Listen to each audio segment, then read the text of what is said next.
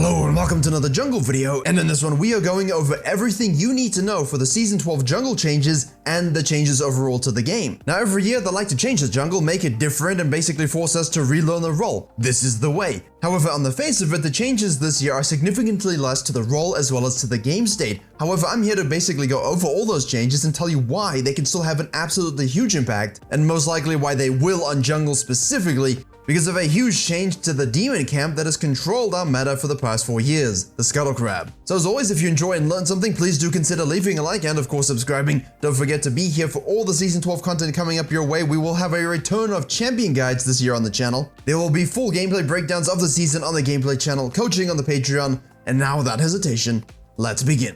So I should have this nicely timestamped for you below. You can see I'm going to go over the changes as well as the implications of each change on the jungle specifically, but also how it can impact the rest of your games. And it's important for us to understand everything because we are junglers. It's important that those brains are kept nice and swole, but only in the healthy way, not in the literal way that causes damage. So the Scuttle crab, as I released in the Scuttle crab documentary, you can rewatch that if you want, has shaped and contorted the meta towards its existence since Season 8, since they decided that instead of just being a random thing that gives you vision and a small amount of gold as it did before, that it needed to impact our pathing and force junglers to interact with each other. And while I know we've all greatly enjoyed it and it's been very relaxing, no stress whatsoever, they are reducing the health by 35% on the first crab explicitly, and then reducing the experience as well by 80%. It seems at this stage that the gold amount will remain on that first crab, which means it can affect your early backs and so on, but I'm going to talk about that in a second. Now here's the most important thing that's going to shift the entire jungle meta and why it has absolutely huge implications upon what junglers will be strong, why they will be strong, and how you approach the early game. Yeah, a 5 camp plus a crab, that no longer gives you level 4. I was going to pause to let that sort of absorb into your mind, but yeah, that is an absolute cosmic shift in early route planning, is specifically looking for that level 4 spike when you don't actually do a full clear. But the big thing now is if you don't full clear, the reason you do a 5 camper is because you can actually then gank and fall back to the crab, or if you just do it a little slower, you can do the crab and then gank with a level 4 spike, which is huge versus level 3 laners. This could harken the return of a full clear meta. Whoever does it fastest and can get to the crab at level 4 should be able to win. Even if the enemy gets the crab and you've done a full clear and you arrive in the river, they don't get the level up. That means now you're fighting level 4 to level 3, and if you're the level 3 jungler in a matchup that's kind of close, maybe you don't exactly win it, maybe it's a very close win, and now you're fighting with that simple experience disadvantage, that can change the nature of those early fights. And as I said, they haven't made a mention about the gold amounts. If that's the same gold amount, if you can do a 5 camp, get that crab and not fight, maybe look for a gank,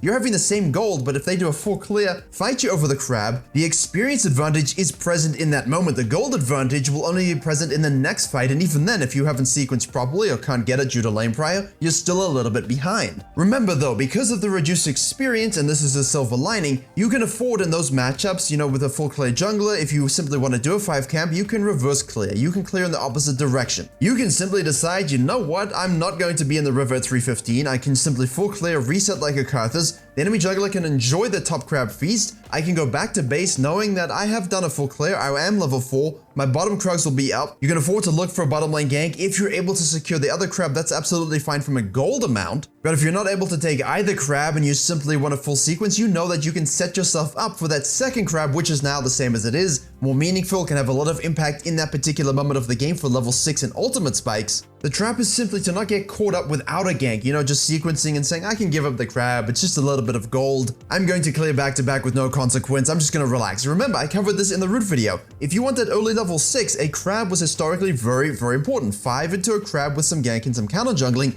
gives you a nice media level 5. Because of that severe reduction, it means you're not walking in at a 315 gank level 4, you're walking at a level 3. It also impacts those 3 and 4 cam variants where you actually like to kind of invade, look to steal cams, maybe do a gank full back and get a level 4 as well. You have to really think dynamically now about how much it's worth getting that gold and how much you want to set yourself up for the second crab spawn, which will have the juiced experience we all love. But if you are an AFK farmer and you don't get anything going, you will notice a very significantly delayed level 6 simply due to these first 2 crabs at 315 not giving basically any experience. So yes, you are losing less experience now when you give up those crabs, that's nice, but you're still giving up a lot overall as a jungler in either situation. So they might even decide to give us a bit more experience back in a 5 camp so that once we take a crab, we do get level 4, although I doubt that's going to happen, which means the meta is going to get shifted. Experience is the new currency of choice in the early game, and it's going to be very interesting in how it develops, but I do think the fastest full clearers who can get to those crabs and those ganks early, you know, like the really turbo fast clearers, could see a little bit of a resurgence. Right, now that that's out of the way, the biggest change for junglers is the 2 new dragons. You might not like it, but dragon control is on us. And yes, that means even with no lane prio, yes, that means even if we can't exactly get the first one, it's still on us to control that lane prio, it's still on us to try and set the ball rolling for that objective ping pong. If they take a dragon, I can at least take a herald, offset it at the very least. And at the end of the day, 2 new dragons just makes things a little bit more interesting, because ultimately we have the smite button. Now you're wondering, well, it's a Chemtech Drake and a Hextech Drake. The Chemtech gives me bonus damage versus my enemies with more current HP. That's kind of nice. If you get the soul, then basically you get a buff that grants you a brief second life after you die. You can enable that Scion zombie mode as you want. But mostly the terrain is going to transform when you get that 3rd dragon activation with gas zones.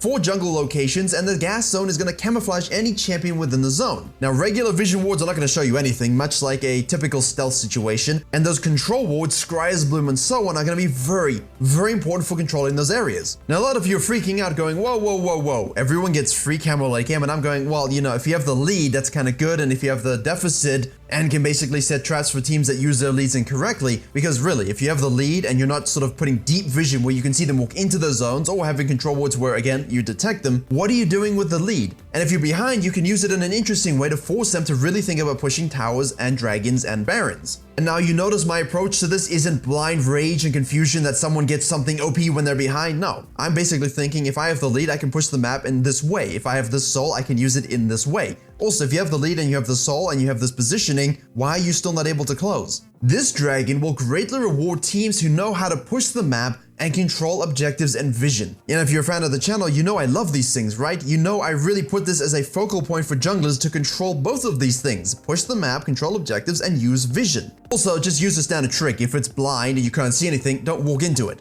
You don't walk into a dark haunted house at the end of the road on October 31st. You don't walk into a camouflage zone for an enemy team if you don't know where they're located. It's pretty straightforward stuff. Now, the regular stats on that dragon I don't think are very attractive. It's the soul that makes it interesting. Especially if you're like me with my Volleyball build stacking a lot of HP, or you play Ornn or any sort of tank. The Hextech Dragon though grants you attack speed and ability haste. That's 5 apiece per stack, and when you get that soul, you gain a unique ability that adds a chain lightning slow to their basic attacks and abilities with a moderate cooldown. So basically you have the Volleyball passive. I like it because basically the only thing that's really aggressive in the current soul ecosystem is the Fire Dragon. The ultimate soul is just whatever, the Ocean Soul is regeneration, and the Mountain Soul is simply tankiness. So basically having haste and attack speed in a different sort of attack focused comp, this could be very interesting and something to pay attention to. And basically the soul is also a little bit of a different spin on a damage soul, so I like both of these changes. The biggest thing that's freaking everybody out is the terrain transform. All of a sudden you have pairs of hex gates appearing across the map that allows you to TP from one point to another. Look, there is a brief channel time, you can be interrupted much like entering the space journey of Bird's E, and then you shoot across the map. And now everyone is basically going crazy over the fact that, wait a second, you can out macro me with teleporters? You can out macro them too. Yeah, it's not limited to the one team.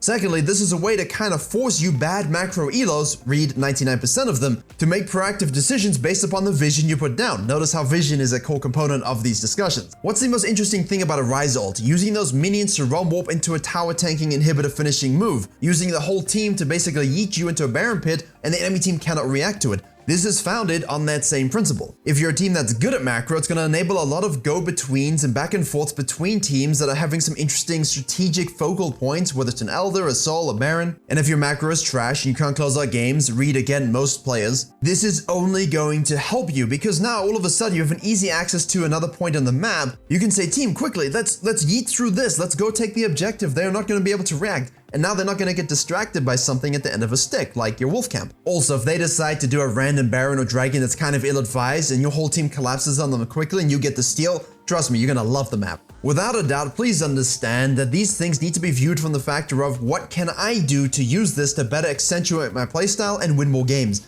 Stop thinking of more things as worst. More things is good. More things means you can elevate the way you play the game, and you can see the game differently and use the tools you have available to you. If you don't have an ocean soul and you don't have an ocean map, all of a sudden you have this map. It's no different. And if you don't like those souls, don't get sold. You understand me? Control the objectives, get the soul if you can, and most of the time you should be able to do that. And even if you have to give all 4 up, remember, you can still play for the Elder Dragon, and if it's a Hextech map, all of a sudden you have easy access. If they decide to go for Baron instead of it, well, hello there. Change your attitude to think how I can use this to my advantage, rather than thinking how it's going to benefit someone else, because those who adapt will overcome and will climb faster. Now, objective bounties are something that's also got people a little riled up, and I don't really know why. Basically, the idea here is that when you're sufficiently behind, a highlighted thing on the mini-map will basically say, look, if you take this right now, you get a bounty. Some free cash monies to help you get back in control of the game. Again, like the dragons, what this does is help you push the map forward as the leading team. These objectives should not be achieved or even gettable if you are playing the game properly. All it does is reward teams who are able to make a really good macro play or really good teamfight play that allows them to claw something back and make the game more of an even state. If you have the lead, you should still be able to close the game out no problem. Also remember, the objective bounty gold is split amongst the team. It's not like it's giving 500 gold just to the Fiora top laner. There is a 15-second warning period when it comes online and a 15-second lingering duration when falling off. That means it's a global thing that's showed to everyone, and you have to make that strategic call. Sometimes it's actually not worth rotating to defend the bounty. You give them the bounty. They're all going to rotate on it like a kindred mark. If that happens to be an outer turret and you can maybe secure your 3rd dragon, a herald that can give you more plates, that's actually worth more than the bounty.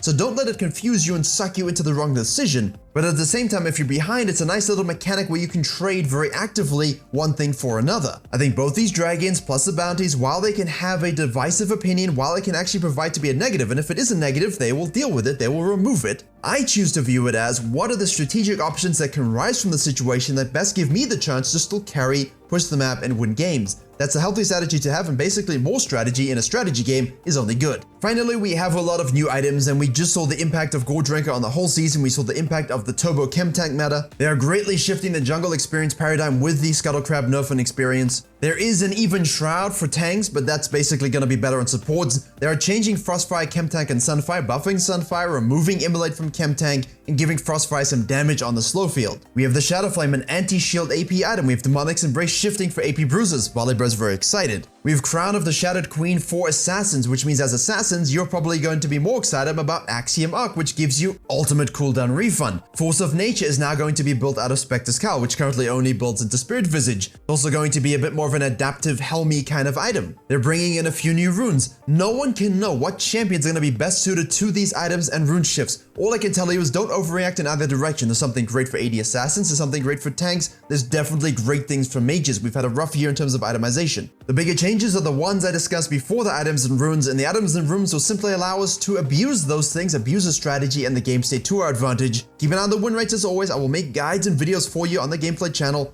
Let me know in the comments what you think of the changes, what you're worried about, what you're excited about. Thank you very much for watching. Please do like, share, and comment if you did enjoy and learn something. Keep those beards really fresh for the extra dragons. We're going to need it. And as always, I will see you all in the next tutorial.